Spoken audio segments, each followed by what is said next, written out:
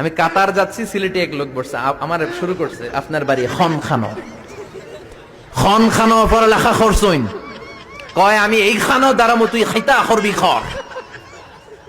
সুবহানাল্লাহ বলবেন না? এইভাবে এক এক জেলার এক এক রকম।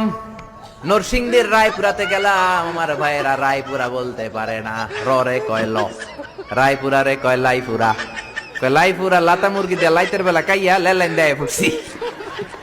তার মানে ও যত র পাবে ওটারে বলবে কি ল।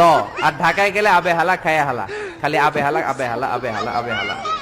এরপর বরিশালে গেলে ক বলতে পারে না। দারুন নাজাতে পড়াশোনা করলাম 7 বছর। আল্লাহ দারুন নাজাতের সব শিক্ষককে তুমি কবুল করে নাও, ছাত্রদেরকে কবুল করে নাও। আসলে আলেম গড়ার মার্কাজ, এলেম আমল আছে। কেউ যদি বলে হুজুর ছাত্র কই দিব, এক কথা আমি বলি দারুন নাজাতে দেন। 7 বছর আমি পড়েছি, আমার রক্ত মাংস মিশে আছে দারুন নাজাতের সাথে।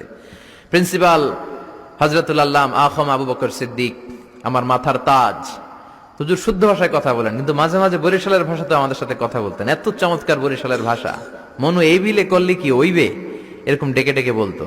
আর কথায় কথায় এরা বলে মনু, ক বলতে পারে না বরিশালের ভাইয়েরা, কয়রে বলে হ, টাকারে কি বলে টাহা। কয় মুই 20 টাকার কাম হচ্ছি, মোরে 15 টাকা দিলে কেন, এমনকি 5 টাকাটা দেবা না, মূল্য ঠাবাটাবি বাজাবা মনু।